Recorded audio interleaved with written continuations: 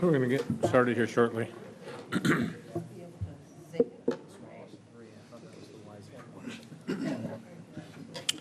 Okay, we'll go ahead and call the work session to order for the Willmar City Council for Monday, May 1st, 2017.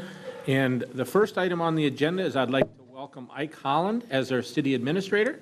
And we're very glad you're here. This is your first formal meeting attending with us, so welcome. You've hit the ground running. You're doing a very great job, and really impressed with what I've seen in the meetings we've had, and really glad you're with us, Ike. So looking forward to good things happening in our community. So thank you very much for being here.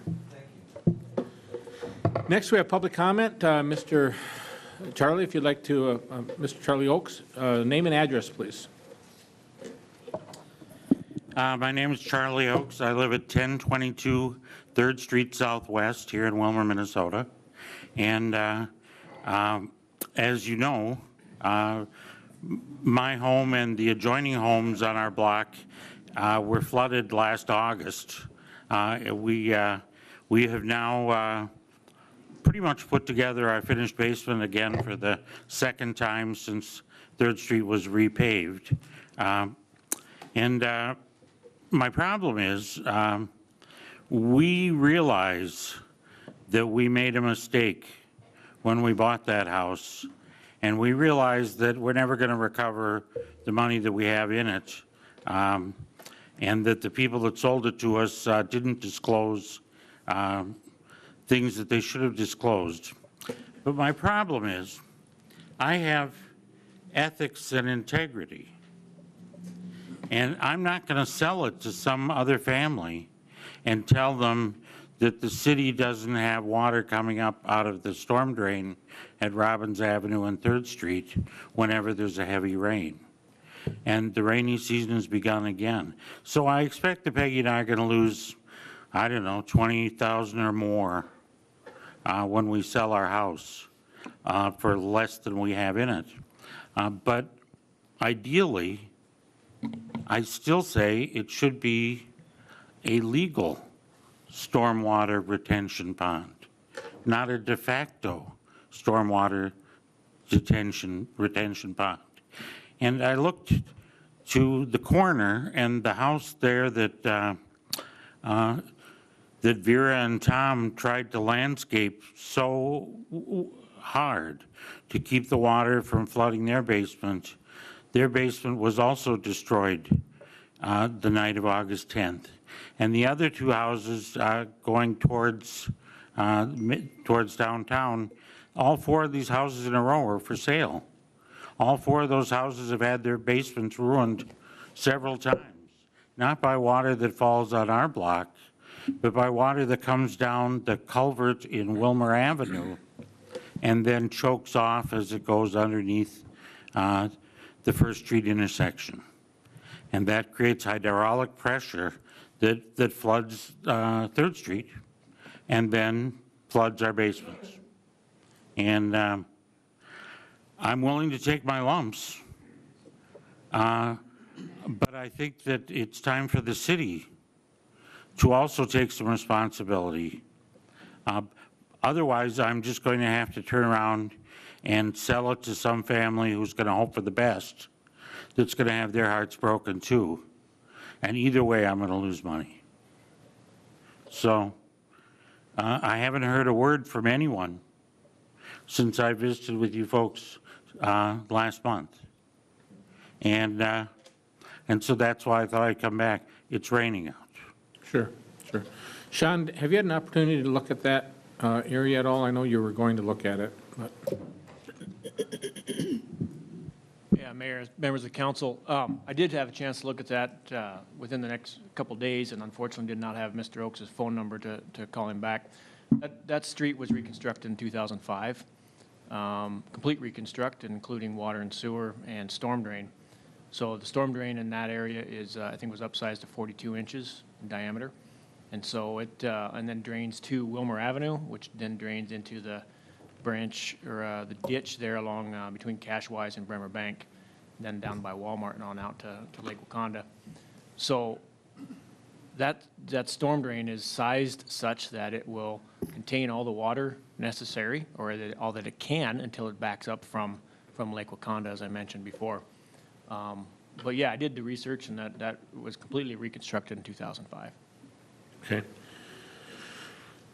Charlie, if you can make sure that Janelle has your number before you leave, in case Oh, there's any follow-up my questions. number's on the sheet. Okay. Just like it was last time. Okay. It's still in all the phone books that come to your porch. Okay. I still have a landline.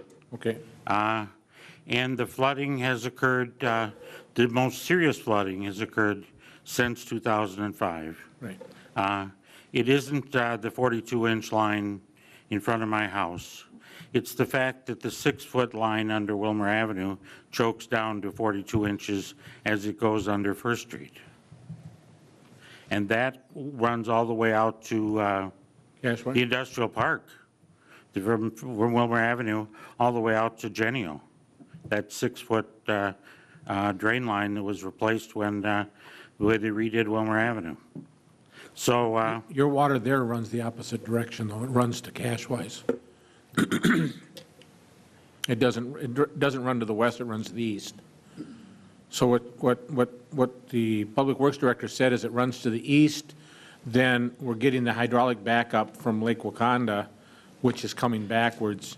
Now, we hope that some of that, with the Peach Creek improvements that were done by the county, we're hoping that delaying or diverting some of that water is going to help us a little bit, but we won't know that until we have a heavy rain again. So I apologize for that, but right now, there's not a whole lot else we can do. I don't agree with what the city engineer is just expressed then, because what happens is when Willmar Avenue fills up, the water backs up at Robbins and Third. I don't know whether that's east, west, north, south, I don't know. All I know is you get a big rain and that pipe fills up, and then the next thing you know, my block is underwater. Yeah, I don't think he disagreed with that. I think what he just said, you'd said going west to Genio, that's why I pointed that out. So, and just wanted to point out that the water that from your place goes east. Oh, yes. We're not- yes. we're not- we're Yeah, not- yeah, we're not I'm just saying disagreeing. that There's Willmar Avenue runs west to east. Correct. Yes, I'll agree with that. Sure. Okay. It's the exact same problem I described. Okay. So, lacking any resolution, I'm just going to put it up for sale in about the end of the month, I guess. Okay. Thanks, Charlie. Next, we have Energy Organic Systems update. Mr. McGuire. Thank you, Mayor. Gary Hildebrandt from EOS. Mr. McGuire, if you could pull your mic down. Gary Hildebrandt from EOS is in the audience, and they're going to give you a brief update on what we've done. So far, we have show you the land that they're looking at. They'd like to either lease or purchase from us. And then we're going to ask the council if we should proceed, continue on with it. At some point, if we do, we're going to have to start spending a little bit of money, having the attorney go over the document and that type of thing. So that's why we brought it tonight. So either thumbs up or not. And with that, I'd like to have Gary come up and make a presentation. Mr. Hillenbrand? Thanks for being with us today. Well, thanks to you, Mr. Mayor, and city council members. Thanks very much. Like Mike said, we've been here and presented to the full council about building a waste-to-energy facility at your wastewater facility. We've talked closely with Mike and Bruce and Sean, and we think that we've got a very good selection of a site for the process. And we'd really like to work with you on this. As far as whatever fees that you might have, Mike said that the city might have to pay some fees on that. And we are more than willing to cover all the fees that you might have. Because we want to do this at absolutely no risk to the city. A couple of things that I might want to point out to you are we think that a municipal and private type of situation would be really good, and because of that, we've put in our proposal that we will pay the city for a certain portion of the fees that we make on the next 3 systems that we do. So we want to be kind of working in a partnership with the city of Willmar. Every single wastewater facility in this country, we think, should be moving in this direction. At the present time, you're spreading all the waste on farmers' fields, and the problem with that is that, number one, there's a lot of bad bacteria that are going out into the fields, and number two, there's a lot of carbon dioxide that then is released into the atmosphere, and we can alleviate that. Our system is a negative carbon system. In other words, we take more carbon out of the atmosphere than we put into the atmosphere. So we've been talking with Mike and Sean and Bruce for quite a while on this system. We're really excited about doing this project with you. And any questions you might have, I'd be more than willing to respond. Sure. Sean, do you want to just talk a little bit about the location and where it would be located, or the potential location that you've talked about? I see a map up there, so I'm assuming that's why it's up there, so. Sure, Mayor. Yeah, that's one potential location that we just discussed with Gary and the EOS crew last time. This was new to them last time, so you know, they haven't had a whole lot of time to regurgitate or figure out this particular location. That being said, this is kind of give you some bearings here. This is a wastewater treatment site. The yellow boundary is the city property around that treatment site.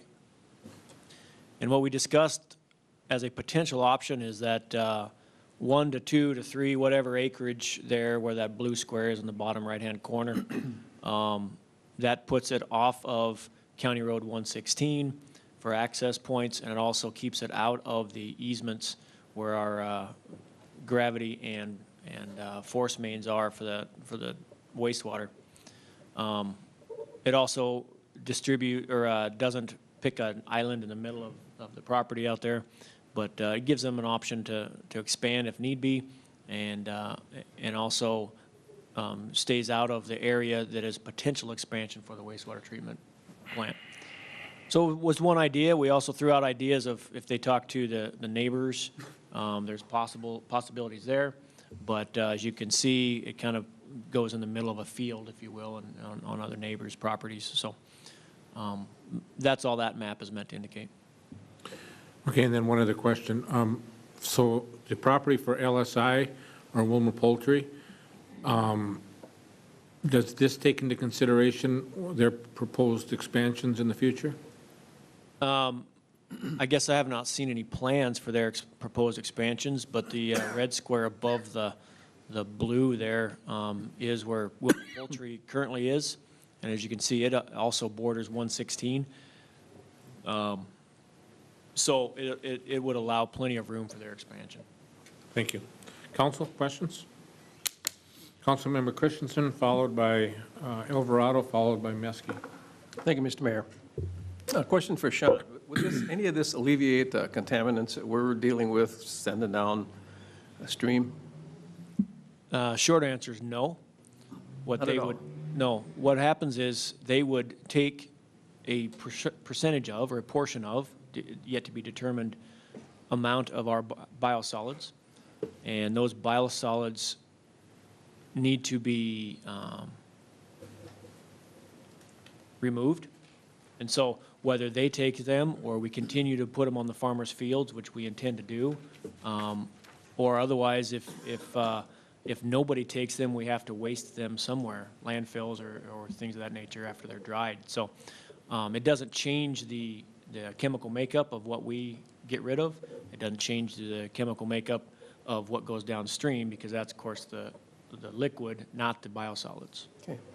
And Gary, the end product you are producing then is energy?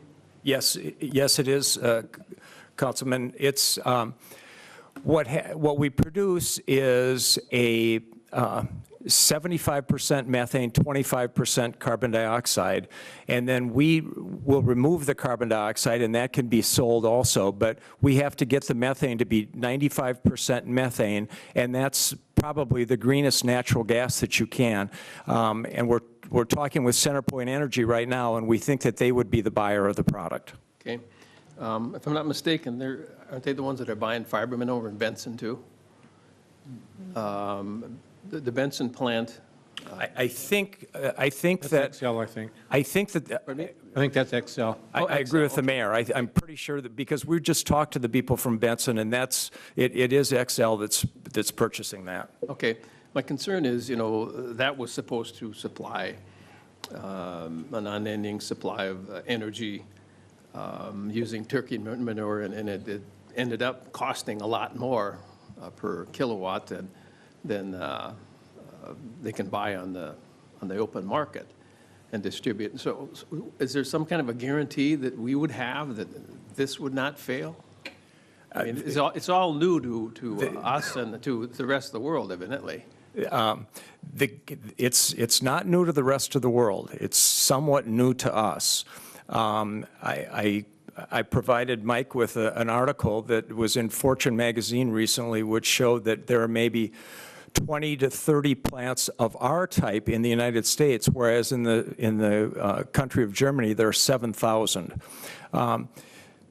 Councilman, there are a lot of systems that are anaerobic digestion systems like ours, even at your wastewater facility, but all they have tried to do in the past is just get rid of the waste.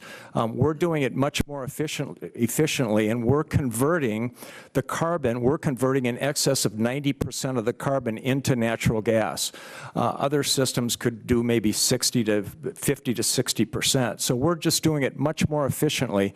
And so there are a lot of systems like ours in the United States, but they're pretty much archaic and out of date, and they really aren't very efficient. Ours is the next step in that type of thing, and we're very efficient. And as far as the risk to you, if it didn't perform as we said that it would, and we weren't processing your biosolids as well as we could, or as well as we should, and we'll have that's one of the negotiations to exactly what is efficient. We'll take the plant down at our cost. Since you spoke to us, and I forget how many months ago it was, has the technology changed, and is it even better? The technology is essentially the same. What makes our technology different than other types of technology is that we have more of a specialized system. In other words, other systems that are out there are just great big vats where the waste is put into the vats and the microbes that are in there start eating at the waste, and it produces some methane, it produces other things. But it's sort of inefficient because all the microbes are doing everything. We break it down into various what we call cells, and in those cells, there's a particular function that they do. In other words, the waste comes in, the microbes in the first few cells do nothing but start to break the waste down. Then it's transferred to the next couple of cells where the microbes in those cells are doing nothing but turning it into acid. Actually, it's a vinegar. Then the last cells that it goes into, the microbes there are doing a specific purpose of turning it into methane, so that we've got specialists as we go down the line that do a much better job of producing the methane. I like to say that it's a comparison to the medical profession. Years ago, when we were kids, we just went to the doctor. If we had something wrong with our heart, we'd go to the doctor. If we broke our leg, we'd go to the same doctor. Well, the medical profession understood that specialization is much more efficient. So the heart, you go to the cardiologist. The leg, you go to the orthopedic surgeon. That's what we've done with ours. We've specialized our microbes to make it a much more efficient system. Okay, thank you. Fernando? I was just going to ask if this was a prototype, but I think you answered that. Where, like in Germany, is there, if somebody wanted to Google it, what town in Germany would we Google to see the system? I probably just about any town. just about any town. I mean, with 77,000 of the systems up in operation, and that's according to a Fortune magazine article, they're just all over the place because they know that we have got to get to renewable energy. And that's what we're doing. We're producing renewable, green, clean energy. Is there any, is there any bad byproduct at the end of the process? None, because we use just about everything up. In addition to the methane, we'll produce a high-quality organic fertilizer. Thank you. Sean? Mary and I interrupt, just mention one thing. We do have systems in the area, in Wisconsin, for example, that use what we call our first light technology. In other words, you get 90% carbon conversion. And we've got photos of that. In fact, I think the information that we have sent to Sean probably didn't give him enough time to bring that to the meeting. But there's a single dairy manure plant in western Wisconsin, and there's been 2 or 3 demonstration level plants using this technology.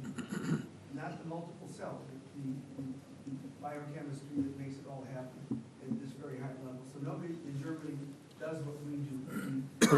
We're going to bring it back up to the council table. Thank you.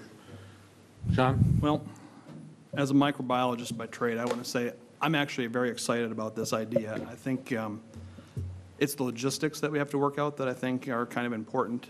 Given where this is located, how are we planning to get the biosolids from our facility to your facility? Are we planning to pipe those in? Are we planning to truck those in? We're discussing that with Sean right now. Sean, if you want to answer that?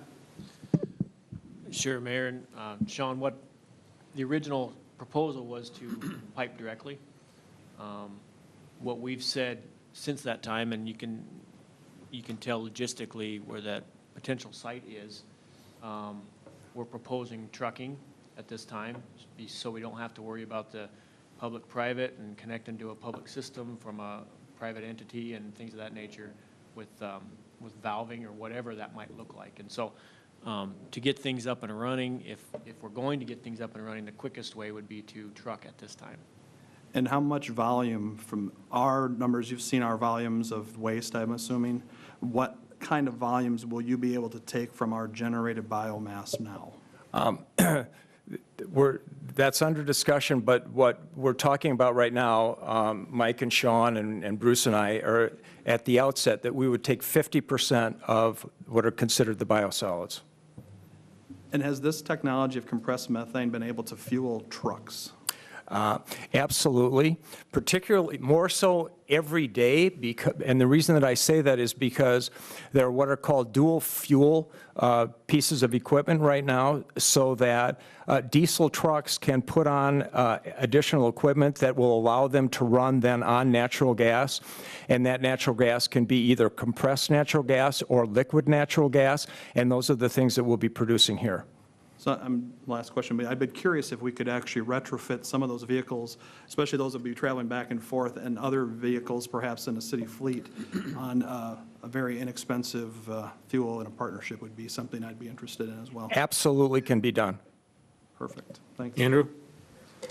Thank you, Mr. Mayor. Thank you for being here again today. It's very exciting technology to learn about, and I remember the first time that you came to one of our first commission meetings, I did a lot of Googling and researching of the various technologies that are out there. And it seems like it's being met with resistance by geographic location. And I don't know exactly what that is, and maybe you can inform us why, because like, as you mentioned, places like Germany and there's other places, New Zealand is a good example. I know where they're also doing, similar things.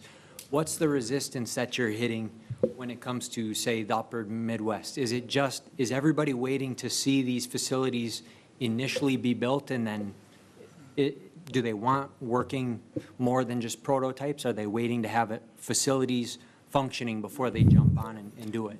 That's a real good question, and one of the answers to it is that we have had, and luckily in the last number of years, we've had an abundance of gas and oil, and particularly because of the fracking situation, and so it's as if people just said, let's just stay with the status quo.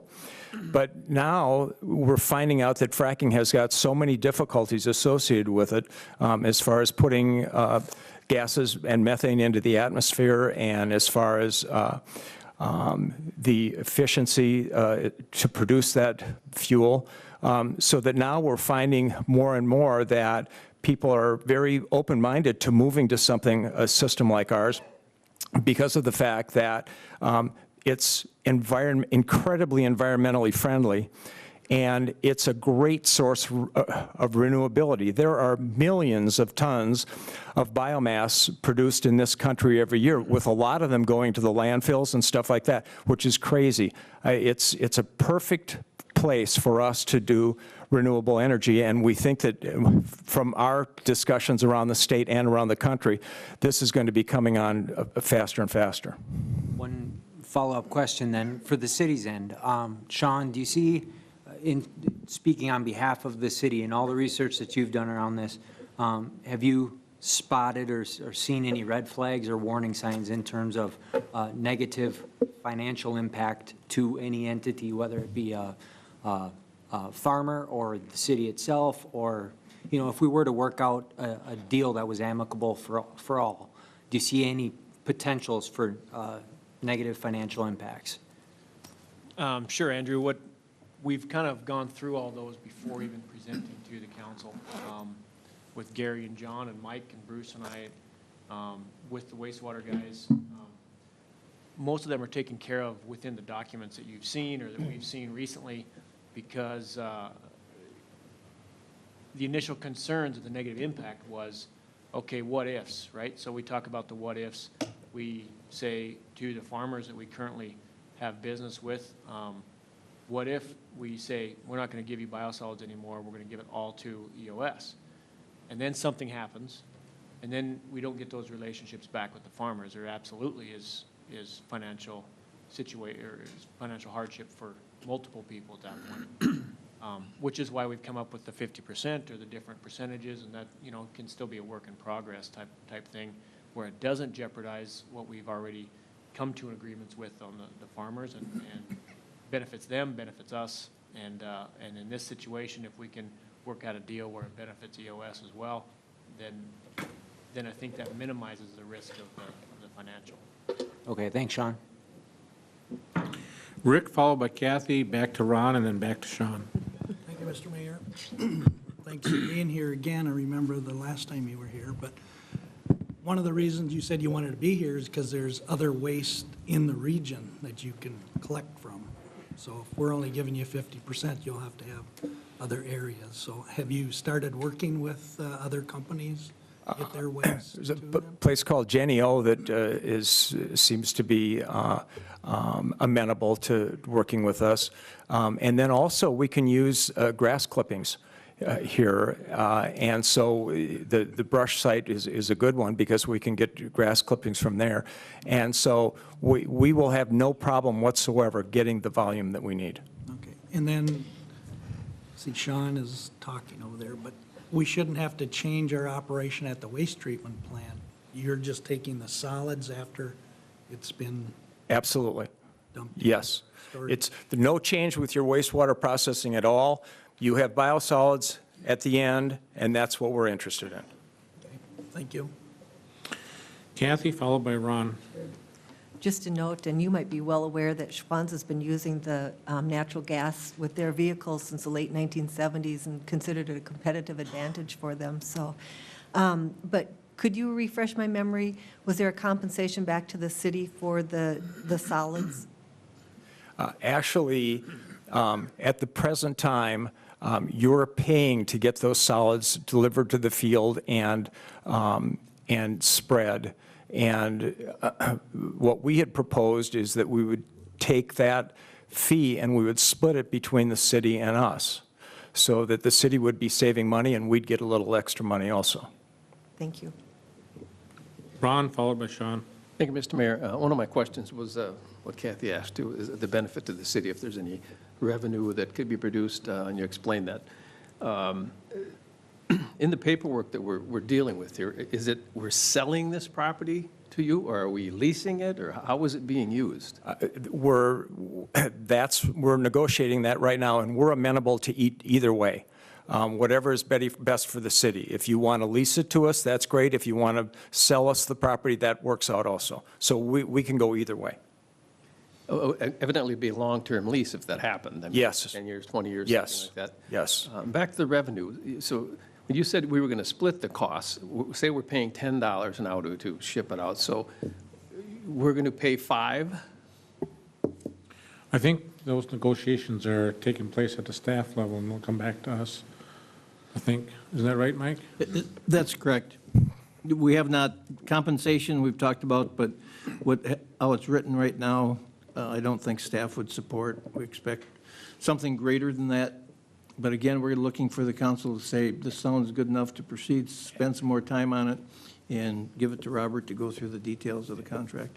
And Mr. Mayor, we're open to those discussions. We just put that out as a proposal.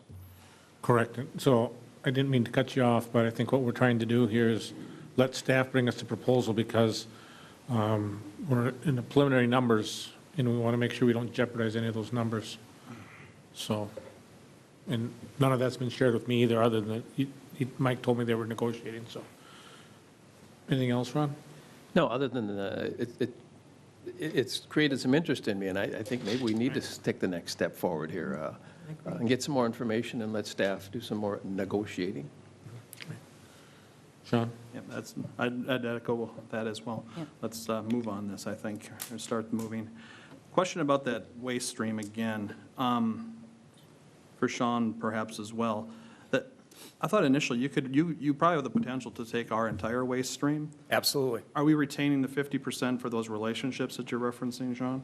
That's correct. Okay, and so depends on what happens with those things in the future, because it's my understanding that, of course, EPA and other things always have restrictions if ever those solids cannot be distributed on farm fields, then we would have a potential person to refer them to right away? That's right. Okay. And again, I'd say the negotiate on the front end is one piece, but remember, there's also that back piece as well of retrofitting our trucks with compressed methane, as Kathy has also pointed out. So happy negotiations as far as I'm concerned. Supported. Okay, council has no other questions. I just have one question. So I was to your presentation you made to the EDC, and it was also when you made your presentation here. But you had talked about decreasing the phosphorus and the expense on the phosphorus. And what I heard you answer Councilmember Christensen was that there wouldn't be a whole lot of change in that process. I thought that we were going to save substantially on the phosphorus treatment. Well, as far as what's in the biosolids, but I take it that the wastewater facility has other phosphorus issues that are different from the biosolids. We're only going to be dealing with the biosolids. Okay. Is that the way you understood the answer, Ron? Well, actually, Sean was the one that answered, I believe. Yeah, I was the one that And said that's Oh, I'm that's what sorry. I understood. There was no added benefit, no contaminants going to be taken out, because we're already taking those biosolids and putting them on the field. I mean, they're not going down the stream or anything. It's, am I correct on that? That's correct. It doesn't change the makeup of the biosolids. Okay. The biosolids are presently a Class B biosolids, which means that the bacteria have not been killed and that the bacteria are being put out on the field. But that has nothing to do with what's going into your streams. What else is end product here besides methane? You said there was something else. A organic Class A fertilizer. Okay, so the farmers, and you sell that, I imagine. Absolutely. So then it's going to cost them, right? Right now, we're giving it to them free. Okay. Okay. So I'm hearing a consensus of the council to direct staff to continue moving on this. Am I seeing that correctly? Yes. Yeah. Okay. So procedural question, either for Mike or Sean, maybe. Do you have what you need to move forward, or do you need more direction from council? Does this need to be moved to the council meeting in 2 weeks, or do you have what you need to come back to us the next time? I believe we have what we need. Would you agree? Yes, we're okay. Okay. That's what we were looking for, a consensus. Thank you. Council, if you're ready, we'll move to the next item on the agenda. Okay, the next item on the, thank you very much for your time, appreciate it. And thank you for being here. I know you're the experts when it comes to all of the backstory, and I'm sure that staff is getting that backstory, so thank you for your wisdom and sharing that, and your willingness to share that with us. And Gary, thank you for your presentation, appreciate that. Okay, look forward to your results and our partnership in the future. Next, we have consideration of Airport East Taxi Line Project. Mr. McGuire. I'll defer to Sean on that. Sean? I've got this one too, Mayor, thank you. The, in front of you tonight is for an agenda item, it says, but that's the initial or ultimate agenda item would be the resolution to approve plans and specs and order the advertisement for bids of the East Taxi Lane Reclamation Project. It's a project that's been in your CIPs and the airport CIP for a number of years, and this would be for the design and specs only. I could go through all the history there, but you've got it in front of you, and total cost of the design, $75,000, and of course it's split. 90% will be covered by the feds, 5% by the state, and 5% local. So the city of Willmar cost for this project is $3,750. Okay, thank you. Councilors, any questions? Andrew, is there anything else that you'd like to add? I know that you made comments last time, but. Yeah, I guess, you know, the project is solid. Bolton and Mink's done a great job at keeping the airport commission tuned in, and the master plan commission also kind of gets in on some of this stuff too. Looks like everything is really thorough, and I would just possibly suggest, you know, for timeliness, I know that we may want to keep our FBO in talks with, you know, when it comes to this project, because there's going to be aircraft that are displaced during this construction. And so I think in terms of timeliness, the faster we can do things, the better. And that way it can speed up construction, or speed up design, speed up construction, and the sooner it's done, the better. We can take care of that. I'm sure that that's part of the ultimate construction plan anyways. Do you see benefit to bumping it up to tonight's agenda? You know, I don't think, I don't know that it's necessary. It buys 2 weeks, but this is just the design portion of it anyway. The construction is not, we're not under construction schedule at this time. Okay, so we don't have deadlines in place for I bidding. I don't believe so. Okay, thank you. Ron? Thank you, Mr. Mayor. Is that reconstruction, is it asphalt or concrete, or is it soil? This would be asphalt with concrete valley gutter in the middle, so it'll be an inverted crown. So it'll take But care- presently, they're going to take out what? Asphalt? Correct. Yep, Okay, they're so gonna mill that out, yep. And they'll be able to probably reuse that. I assume they can use a percentage of that. I don't have the FAA specs in front of me, which are different than anybody else's specs. So, yeah, I would assume they can use a percentage of that millings in the new stuff. Do we have any idea what this is going to cost to do that? I mean, is there any estimate? That number I do have in front of me, so I'm glad you asked. You're looking at about 328,000 for the construction portion of this. Wow. Okay, thank you. Okay, don't think we need any clarification from Bolton and Mink. Did you have anything you wanted to add? Okay, thank you. Are we ready to move to the next agenda item? Quick question. Kathy? Would that be the same cost sharing that we would expect for the final construction project for this? I'm sorry, yes, it's 90% federal funds, of which that, you know, the 150 entitlement that we get per year can be used, and we've got, of course, 4 years of that banked because of the delay in the land acquisition or the land transfer. So of that 600, we can use that 90% out of that. So it would be 90% from the federal FAA, 5% from the state aviation, and then 5% local. Did you say the total cost was? Total cost again was 328? 1 second, let me look at it, make sure I told you the right number. It says $3,750,000. I did an estimate of the 320, because you approved 590,000 in the CIP, which included design and construction. So 325, I guess, would be 400, so you're looking at up to, you can go up to $400,000+ for the, and be within your CIP. Okay. Steve, does that include what's in the CIP? And then when Megan had presented that to us, she said there was an adjustment that was going to come back on that. Do you remember that? The 590,000 was the actual construction amount in the 17 CIP. There was 250 planned for the design work and stuff in the 16 CIP. Both are, the local share was way overstated because we did not have the land releases.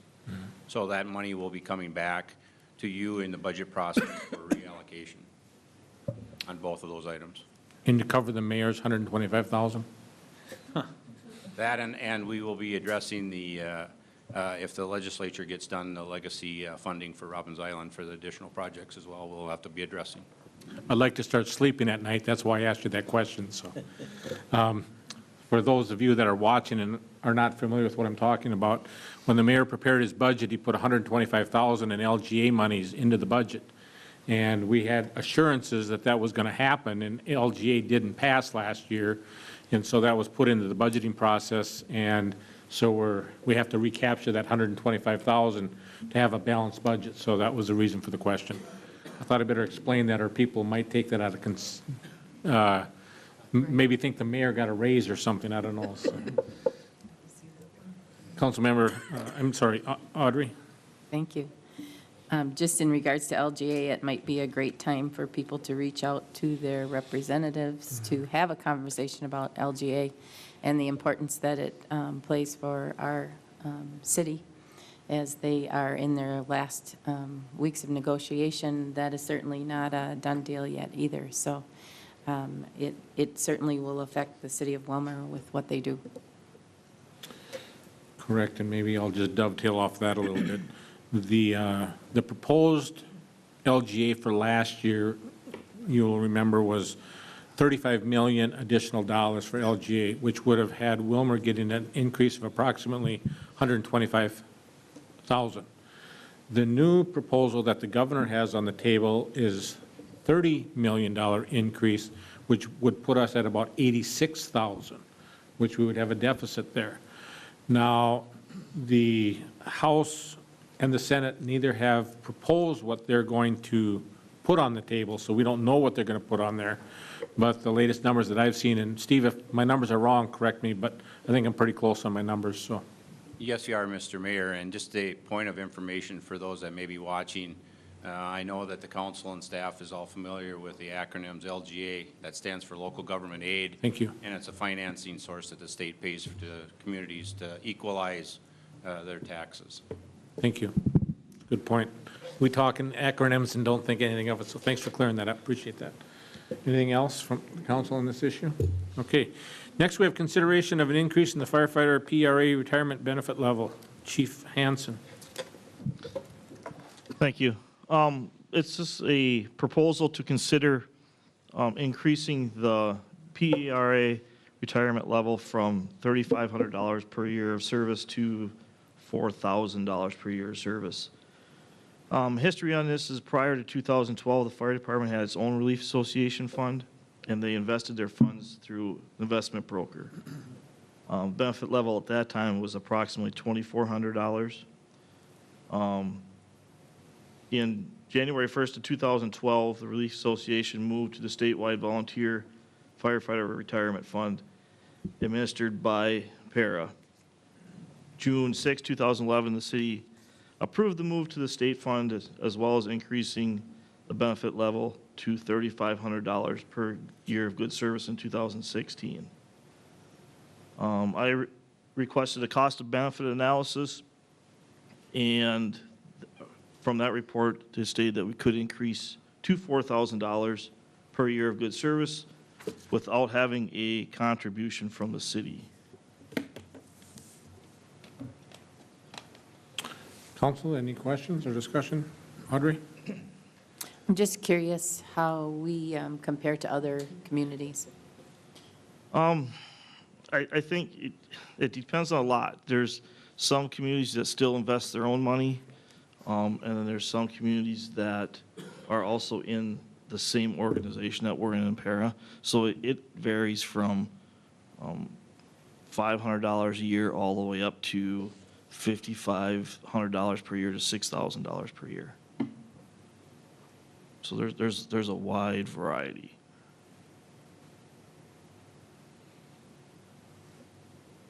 Rick, followed by Andrew. Thank you, Mr. Mayor.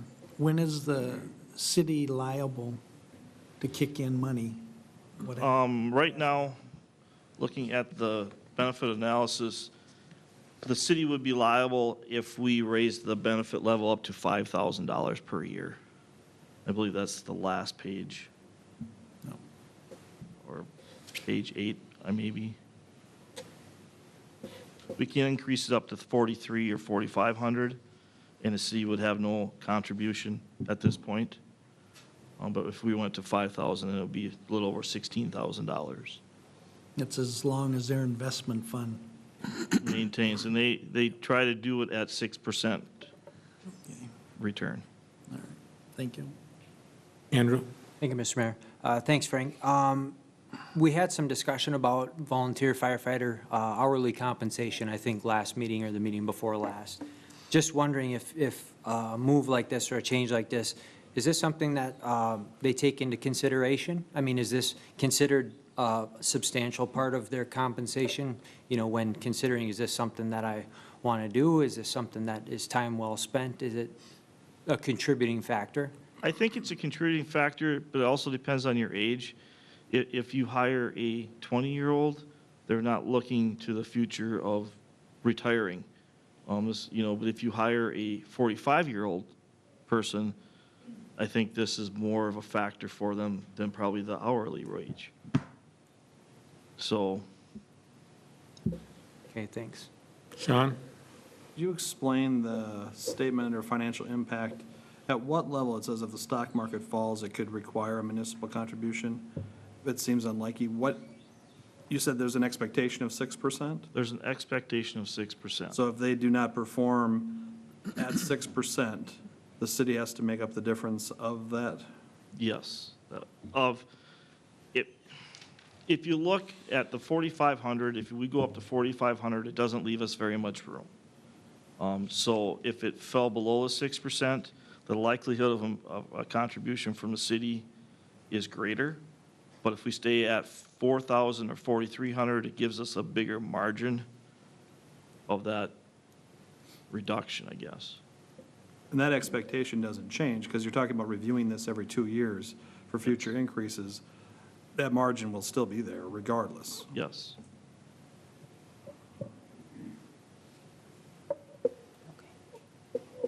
Kathy? Can you tell me, what does it mean to be a firefighter of good service or good standing? Is there a minimum number of calls I need to make in a Yes. year? The good service issue is you have to make 45% of the fire calls and 70% of training. Thank you.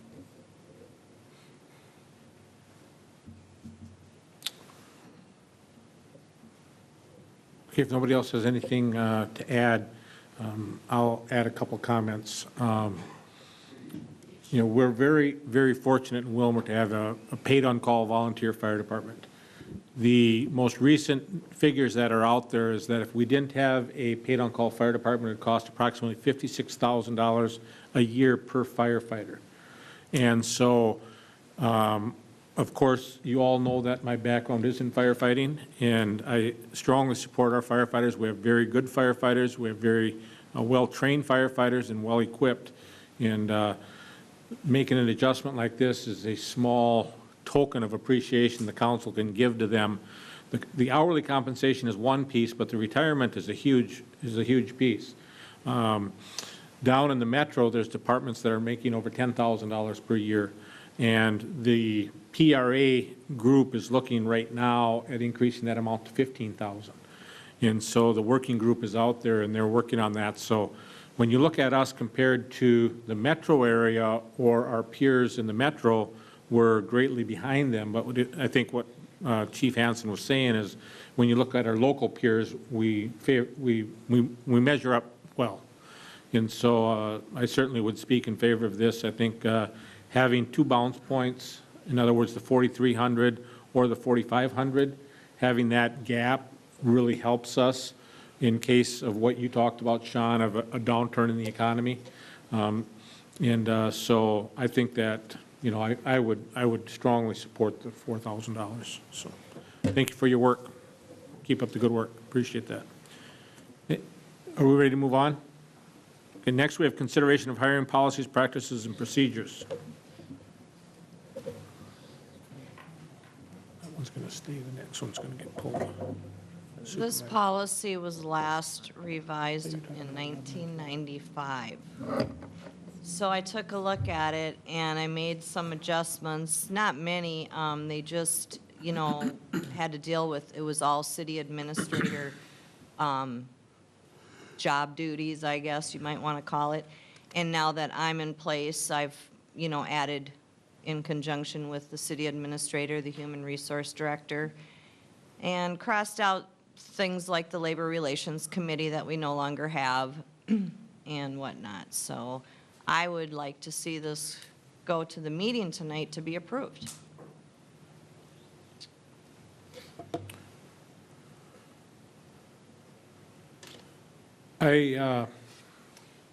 Mike, on this issue, have you reviewed this? Did you review this? Yes. Okay. Audrey? I found it difficult to read, and I found inconsistencies between one area and the other, especially where you talked about if someone chooses to hire someone, they have to document why they're hiring and not hiring, but then the next category, that was removed. So I'm not comfortable with the document as it read right now. Okay. Also, just, maybe it was just hard between, I mean, sometimes it listed 3 people, you know, kind of, so what, are they all involved, or are they separate people? I mean, I struggled when I read through it, because I was trying to figure out what we were trying to accomplish, to be truthful. So I would say that I'm not ready to vote on it tonight, so. Go back and work on it. That's just me, so I don't know if anybody else has any comments, so. Sean? Well, I guess I would argue that the Labor Relations Committee is currently not meeting because we're doing these working meetings, but I don't know if we have officially ended that committee. So I guess by eliminating and striking Labor Relations Committee through the document, you more or less cut out the council out of those initial pieces. And so I guess for me, I would see, because I don't know what we're going to do in the future, but to make sure that we maintain the city council's piece and active involvement in this, that it would say Labor Relations Committee or whatever we're calling the working session. Yeah. Just so it's memorialized that they're part of the system, because by striking it, you more or less have also then struck out the city council involvement here. Good point. Anything else? Mike, I think we need to send this back, and I think staff needs to work on it. Between you and Ike, if you could take a look at the document and address the inconsistencies. I had a concern also when I read what Sean had mentioned, that we're given the work sessions a 6-month process. And it seemed to me like we were getting a little bit ahead of ourselves. I mean, we're only 2 months out, but also then when the last time that we had some labor issues at that meeting, we said that the Labor Committee may want to meet as a council as a whole, not in conjunction with the work session, to discuss some labor issues. And so I had concerns about that as well. So somehow we need to address that the council as a whole may in the future be the Labor Committee, but it may not come to a work session. And I don't know how we address that. Are you following what I'm trying to say there? Yes. In fact, I would suggest that if there's any other areas that you want looked at, if you could send it to Ike and Bridget relatively soon, in the next few days, so they can address it, and we'll bring it back either on the 15th or the first meeting in June. Well, I think we could bring it back on the 15th, but we just need to get that stuff cleaned up, I think. I don't think it needs to come back to work session, or do you guys want it to come back to work session? I mean, the reason for the work session is to give direction to staff, so they're prepared 2 weeks later to bring it to the full council. So I think if it was favorable at that point, I think we'd go straight to council unless, Okay. Thank you. Audrey? Just one other, I've actually had some people ask when some positions were going to be posted, that they knew that there were openings with that. And so the message to me was almost like that we're only looking internally and not looking externally. And while I certainly want to work to promote within, I think I just have a concern that we are still having jobs open for our community to apply for. And so in reading this, I don't know that that's, anything different, but by practice, I'm just concerned whether we are truly posting and having jobs open to the community. If I could, Mayor, in most businesses, most cities, you look inside first, and if there's a qualified candidate, you do not open it to the outside. You promote from within, and then you replace that position. And that's been our policy, and like I say, most cities operate that way. I'm simply sharing with you some statements that have been made to me that they are questioning how we get new people into the organization. Yeah. So. Well, the new person would come on then when the replacement for the one that was promoted is how it would. So we would be hiring new people. Yeah. Ron, followed by Sean again. Thank you, Mr. Mayor. I agree with Mike's assessment there. You should always look from within and not post it if there's qualified candidates. However, I didn't realize it's been 22 years since we've looked at this and changed it, so I'm glad you doing your due diligence on this. But I think you need to go back, maybe have Audrey meet with you and go over some discrepancies she thinks. And the Labor Relations Committee is similar to the Board of Review. It's the full council, and we don't get rid of it. Same with the Labor Relations. It will be the full council, and it is a committee, separate from this work session. Yeah, that's what we talked about. We had consensus at that meeting, correct? Yeah. But I don't know that we formally voted on that yet, but that was consensus that day, right? Sean? I was just going to offer up, or designated body of the city council has some kind of language that you could insert with some of those pieces, if there are some other circumstances where you would call some of these bodies, because I would imagine as you go through these policies, I'm sure this language is going to come up all over the place. Okay, you got that, Mike? Yes. Mike? Bridget? Okay. Are we ready to move to the next item? The next item, we're going to pull consideration of memorandum of agreement for the supervisory group. We're not going to talk about that tonight. That is not ready. The city attorney has found some things that need to be adjusted. So next, we're going to get an update from Ike, our new administrator. So if you want to grab a mic there, Ike, that would be great. So. Good job. I tried to space those words out. Microphone. First, I just want to say thank you. Glad to be here. And also that when you watch this on YouTube, and you probably don't because you already know what happened, but the room looks twice as large.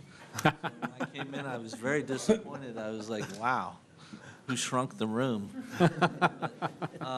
So I have been watching the meetings, and I'm going to talk just briefly about Thursday's retreat. Each of you should have received a copy of the agenda.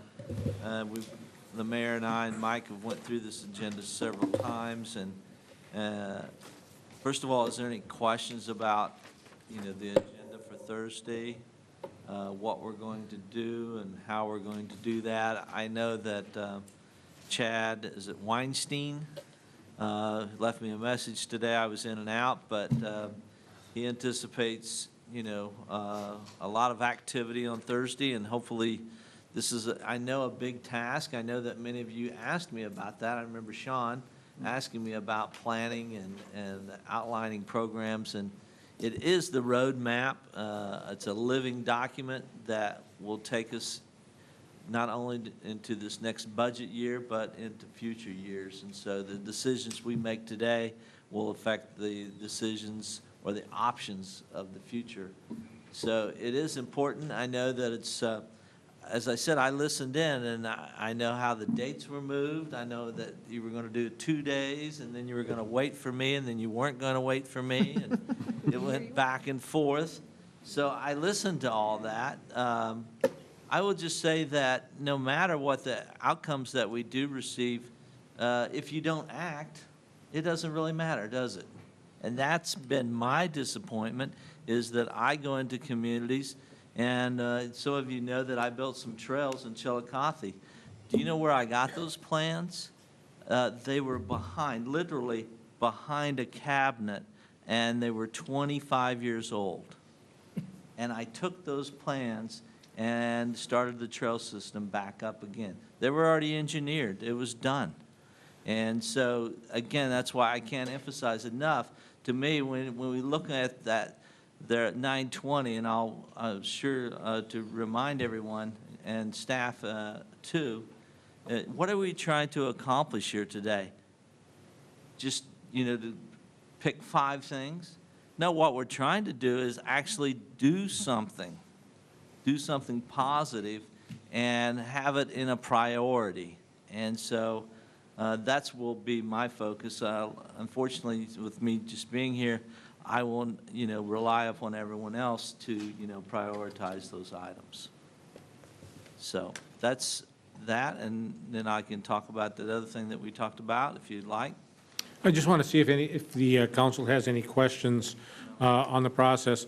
Again, we'll be starting at 9 o'clock. We're going to start 9 o'clock sharp. So Chad is going to be here. We've got a very tight agenda, and you'll notice we have 15 minutes for lunch. What that is that gives you a chance to refresh, freshen up a bit, grab your food. It's going to be a working lunch, so we're going to work right through it. And so we're not anticipating that you'll eat in 15 minutes, but what we're anticipating is that you'll be able to freshen up, return some phone calls if you have to, and then get back at it for the remainder of the prioritization. Ike will be leading us through that in partnering with us as we move through those steps, along with Chad, but it's going to be imperative the council comes ready with their sleeves rolled up and ready to work, because this is a very aggressive agenda, and I want to make sure that we don't short-circuit the process. But I agree with Ike in that we have to get together and we have to start. Can't continue kicking the can. And, we've got some things on our plate right now, and we need to reaffirm those. But more importantly, and as importantly, we need to look at where we're going. And so that's what I'm certainly hoping happens out of this retreat. So is there any council members that would like to make any comments? Kathy? I'm sure that surprises all of you that I want to make a comment on this. And I don't mean to throw a wet blanket on it, but this really is a very aggressive time schedule. When you look at how important the work is that we have to do, my concern is that we're setting ourselves up for failure. To ask our department heads to review those plans, those studies, the reports in a 30-minute period of time. I mean, if you've been sitting down reading these, I don't know how in the world we can ask them to do that. There's a lot of information there. And if we're going to make really sound decisions, I don't think we can short-circuit ourselves on understanding the information and all having that common vision on what it is, so that we can create that further common vision on where we need to go, and then further to ask about how we're going to structure the financing. So I have a very strong concern about the short time frame. I don't want to set us up for failure. I wish in retrospect that we had taken each working session and given a period of time to review one report at each working session, so that we all had heard the same message and could have been going into this meeting with that background in place already. But that's hindsight now, but that's my concern. I just don't want us to walk out of this meeting on Thursday going, well, what did we accomplish? This is important. Sean? I agree with some of your concerns, Kathy. But I think we can get to a point where, as I'm looking at this, is we're reviewing the plans and then prioritizing. The financing is just a review of options. I could see if we get to a point where we actually have we take priorities and take some of these things as an action, things that we're going to do, we can always redo another one later on where we're looking at financing. I think this is a positive step, and it's moving us in the right direction. I agree, we may not get the whole thing done and how to finance everything in one meeting, but I think we're moving it in the right direction. Audrey? I was just going to say, I think we ended up with this time frame simply because we said we needed to do it sooner than later. So I think it's a place to start from. I don't know that we'll get finished, but I see it as a work in progress, and if we have to come back and do some different type of sessions after that, I think we need to make those decisions at that time, so. Mayor, one of the things that I'm big on is having the departments brief the council on a regular basis, and I generally do a calendar every January, and I say, this department, you will brief the council in April, and this police in July, and fire in September. And the reason I do that is that gets those projects out there every year at a minimum. And so if you don't program that in January, guess what? It doesn't happen, at least with my calendar, because other things take a priority. But once you put it on a calendar, then there's no excuse, well, I can't do it in July because I scheduled my fishing trip. Well, you know, you got that news in January, so you don't program your fishing trip in, you know, the week that you have to do that briefing. So that will start to change, and so that information will start to become repetitive in nature, and those priorities will become more clear. And then if they're not a priority, then they can be removed. So I would just offer that up as something in the near future. Okay, I like that vision. Go ahead with the other thing we talked about. Well, You're going to have to remind me what it was, so. Well, he said I was a filler. You know? So, as in show business, right, you know, stretch it out a little bit. And so I thought, well, I would take this opportunity just to emphasize a couple of things. And first of all, I just want to emphasize that I'm here to work for you. I'm here to work for this community, and I'm here to work for the employees. I'm not here for any other reason. And so I don't come with a set of agenda items that I think, you know, after 2 days I can drive around to town and assess it and tell you what you need. That would be foolish. But, you know, I still have people ask me those type of questions. Well, Ike, what are you going to change? I don't do that. I come to you. You are the ones that are elected by the people. You have the ideas.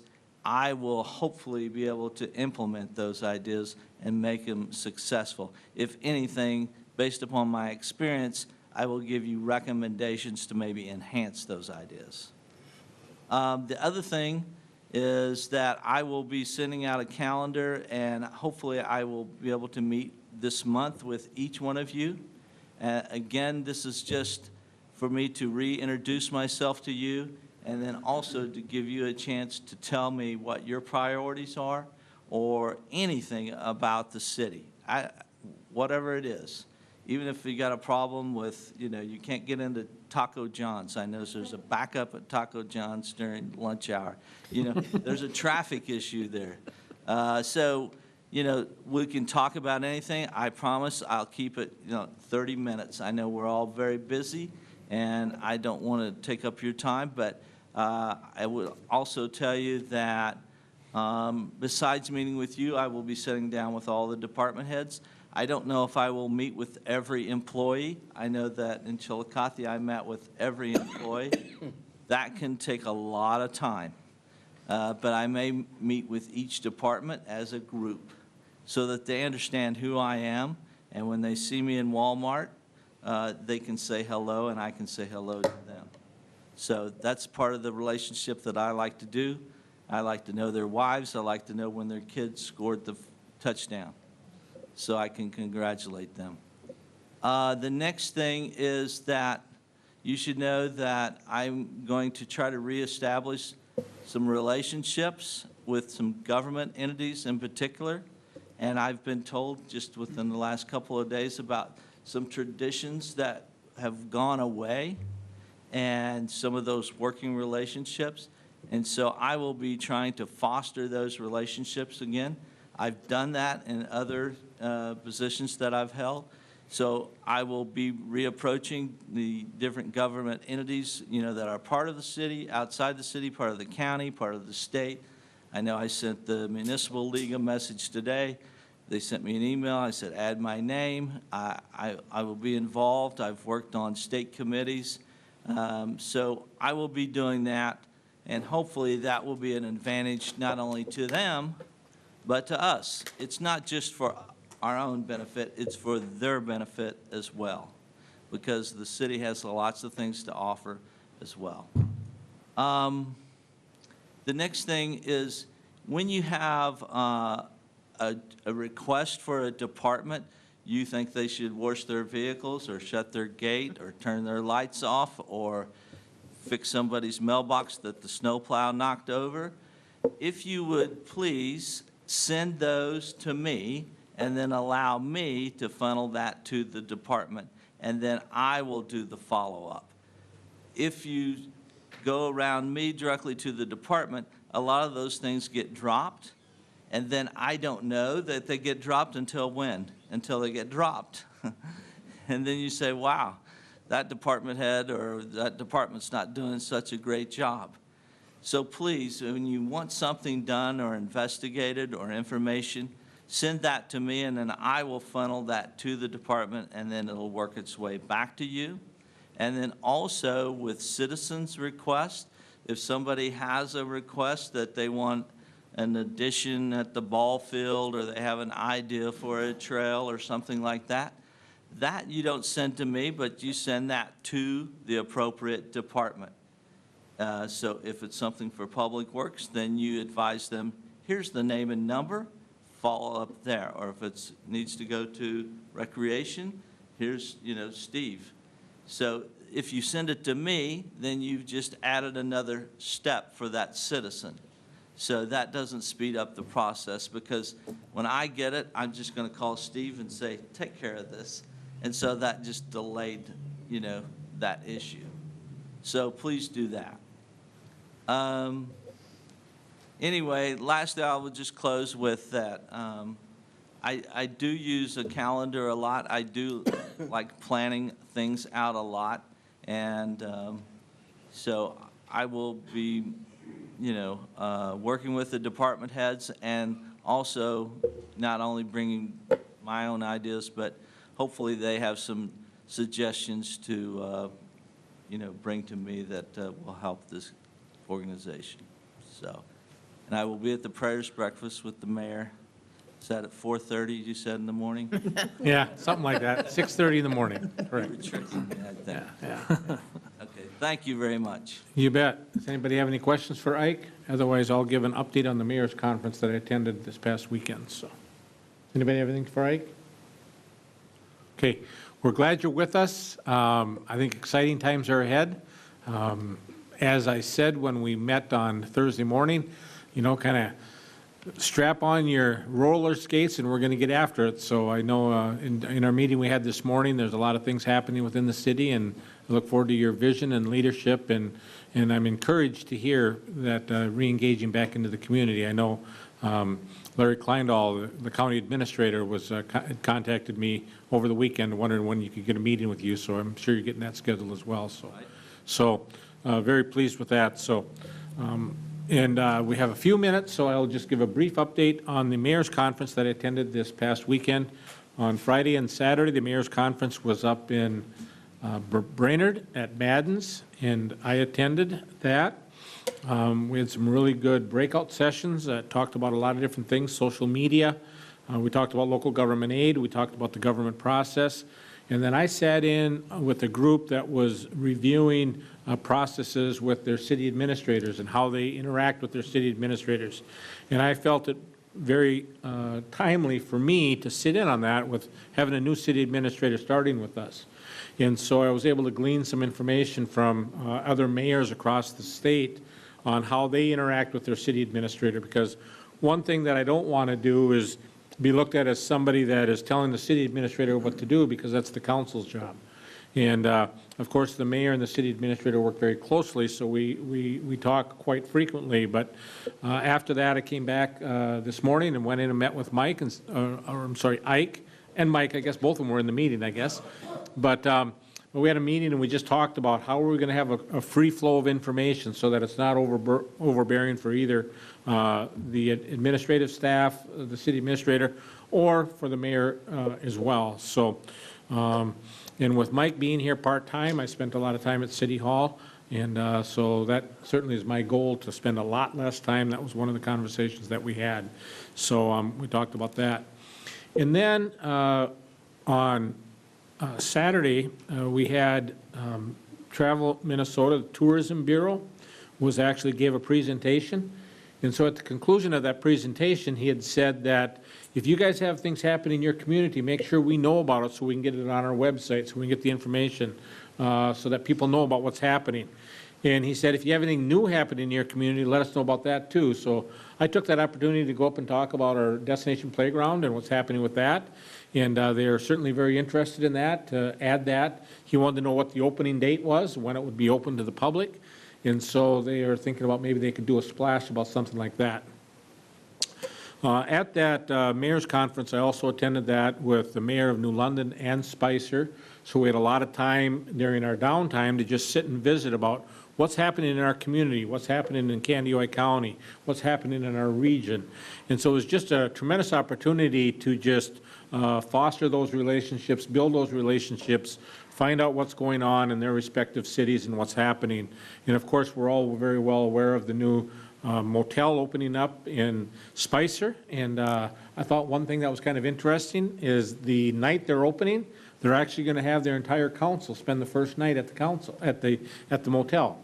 And so just something where the people there probably won't have an opportunity to spend the night there, but their first night, the council's going to go there and they're going to actually spend the night. So they'll be able to tell their people firsthand what the accommodations are like at the New Hampton Inn. What time do you show up? Exactly. Well, he didn't invite us though, Ron. I mean, I was thinking, okay, is he going to invite me? I kind of was like, okay, he's going to invite me too, but he never did. So, but anyways, so that was pretty good. But then I also had some time to spend with the mayor of Olivia. And the mayor of Olivia really challenged me on Saturday afternoon, and she said, Marv, what happens in Willmar affects us in Olivia. And that kind of took me back a little bit, because I thought, what do you mean what happens in Willmar affects what happens in Olivia? And so ended up talking with the mayor of Olivia and the mayor of Granite Falls both then at the same time about that and what that actually looked like and what that meant. And it's really important for us, I think, as a council to understand, as regional leaders, as a regional center, we are really looked at around our region as when good things are happening in Willmar, good things are happening elsewhere. And their mayor down in Olivia just talked about some of the really super exciting things they're having happening. And she said that that's happening because good things are happening in Willmar. So it's really encouraging to see that, really encouraging to hear that from our peers or my peers across the state.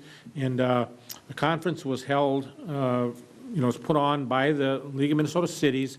They're kind of the ones that provide the support for that. But then mayors from across the state do attend that. There's over 500 people that are members of the Mayors Association, and so it's very well represented. Some of you will know, and I've talked with some of you about when I get these emails, but I'll get an email blast asking a question about a particular thing happening or a question somebody has about something happening in their community. One of the times they talked about the Relief Association, like what we had our update tonight about how many people are in the PRA and how many have your own investment. Well, I can get 30, 40 emails responding about how all these other cities are doing things. And so it's a real easy way for me to just check and touch base on what's happening throughout the state on that particular issue or whatever issue they bring up. So if you ever have anything that you would like me to put on that listserv, get feedback on, feel free to get that to me, and I can certainly put that out on the listserv, and we can see what we get back for answers from other mayors. So I just want to give you a brief update. We are supposed to report back when we do attend conferences and things like that, and sometimes we just don't have the time to do it, but tonight we had the time, so I thought I'd do that. And if anybody has any questions, I'd yield to that. So Does anybody else have anything for the good of the order? Or else we will adjourn and reconvene at 7 o'clock. Fernando. I'm going to put Steve on the spot here. I think it's important to talk about what we have coming up for Robbins Island. We have the Rocket Robin concerts that you said August, starting in August. Is that correct? Close. Okay, July. Rockin' Robins will take place again this summer at Robbins Island, sponsored by the 2 Rotary Clubs. The first event is Tuesday, July 18th. Followed on the 25th of July, and then August 1 and August 8th. So 4 shows this year, consecutive Tuesdays, starting July 18th. And I'd also ask you to address the movies that we're going to have. Oh, They get a little... How good's your memory, Steve? Not very good right now. Well, that's all right. And I probably should have given you a heads up, and I'm sorry I didn't. But leave it to say, those are some things that are going to be happening. People are always asking, what's there to do? What's there to do? Well, Willmar's got stuff to do. So keep that in mind. If somebody's asking, tell them to look at the calendar, check out the movies, check out Rockin' Robins. There's a lot to take advantage of. So. All right, I'm going to try. No, I'm not going to try to name the movies, but I will tell you they're the 3rd Friday of each month. So who's got their calendar in front of them? So go accordingly. 3rd Friday of each month, June, July, August, and September. And very excited about the shows, the sponsorships, the folks involved in that activity this summer. It's going to be very good. We're excited to have all the partnerships that we've got. We're going to have more activities at the movies in the park than we did last year, so they've ramped up some of the programming. So thank you to the members of that committee, the CVB, Community Ed and Rec staff, a couple of the churches and other entities and towns have climbed on board as well. I know one of the movies is about animals, so the animal shelter will be there that night. So I do know that there are some cool things happening, but you're going to put me on the spot with the movies, forget it. My memory's not that great. Well, I'm sorry, I didn't give you... Plus, I don't, I've got an 18-month-old, so I'm looking. Hey, Okie, attaboy. All right, Friday, June 16th, we've got Sing. Friday, July 21st, Lego Batman. Friday, August 18th, The Secret Life of Pets, and that's when the Humane Society will be there. And Moana is Friday, September 15th. And showtimes deviate because of when dusk is. So the Friday show in June is at 9 p.m. Same with July, and then they drop back an hour for August. It's at 8 p.m., and then September it's at 7 p.m. Hour before the movie is when activities start at these events. Thank you. Steve, what website are you reading that off from? Sean? Might be the Community Ed and Rec website. That's that what I should probably know a little bit more about. Sean, thanks for helping him out there. So, great. Yeah, it's in the brochure that was talked about. And it was pointed out to me, Steve, that I was very rude to you at the conclusion of the last meeting where you basically introduced the magazine and I said, we're adjourned, and slammed the gavel. So I hope you'll... Because I was going to point out inside the cover was our new city administrator's profile and his family picture in there. So that was quite rude of yourself. Boom, he just... Yeah, we had that set up, didn't we, Ike? What a lovely family coming to town here this month. Exactly. So, so that's good. So, so we get, like you say, you got a lot of good things happening. So, on May 4th, I have 6 events that night. So if anybody wants me to attend an event on May 4th, I'm not going to be there. So there's a lot of stuff happening May 4th. There's a lot of stuff happening. When I was talking with Ike before he came, he said, well, Mr. Mayor, I'd like to attend a lot of the community events. And I said, well, you won't be home any night. You'll be out doing something every night. So, Fernando, thanks for bringing that up and pointing out that a lot of great things happen in Willmar all the time. Correct. And, you just have to dig a little bit to find it, or give your council member a call and say, hey, what's happening this weekend? And I know, Mike, you were around this weekend, and I know you took in a play at the barn, and you were debating whether to go to the symphony, or Right. if you were going to go to the barn theater. So, I mean, two good options for Saturday night, and you chose to go to the barn, so, so thank you for that, so. Anything Mayor? else for the good, I'm sorry. I would add that today is May 1st, and May is National Bike Month, so we just came off of 30 days of biking in April, and now it's National Bike Month, so lots of cool activities around biking industry in our community. One of the first things they'll have is May 10th is Ride Your Bike to School Day, and then obviously May 19th is the mayor's bike ride, but that whole day is Ride Your Bike to Work Day as well. So I would challenge each and every one of you to hop on your bike as you have your little commute to your workspace that day. And Right away. if anybody's coming from the north, I will be happy to ride with you as I come down the trail that morning myself. Perfect, great, great. And this would be a good time, too, to thank you, Mike, for all the leadership you provided to us for the last 7 months, so, attaboy, you're I trying to have get one out more of here. meeting, keep in mind, so Yeah, you you have one more meeting. Well, we have to officially congratulate you, but we're filling time. Yeah, yeah. We can thank you twice, can't we? yes. Okay, just a reminder to everybody, did you have something, Sean? No, I was gonna put Sean on the spot and just ask about how we did with budget for snow removal and such, and so what do we have for mosquito spraying as that comes in? It's a great way to put me on the spot. I don't have those numbers in front of me. We did very well, if by well you mean spent less on snow removal for the first part of the year. Of course, I always like to put the caveat of we have no idea what the fall and early winter will look like at the end of calendar year. So I think we're in good shape to do what we can for mosquitoes this year, and we'll see what the weather does to us. Right, thanks. Welcome to the club, Sean, being put on the spot, and I figured you don't know that winter weather's over with, by the way. I didn't hear the gavel right away, though. Exactly. And I just want to remind everybody, if you're not going to be in attendance on Thursday, make sure and let either Ike or Mike know prior to that. So, and with that, we'll adjourn. Thank you. We adjourned.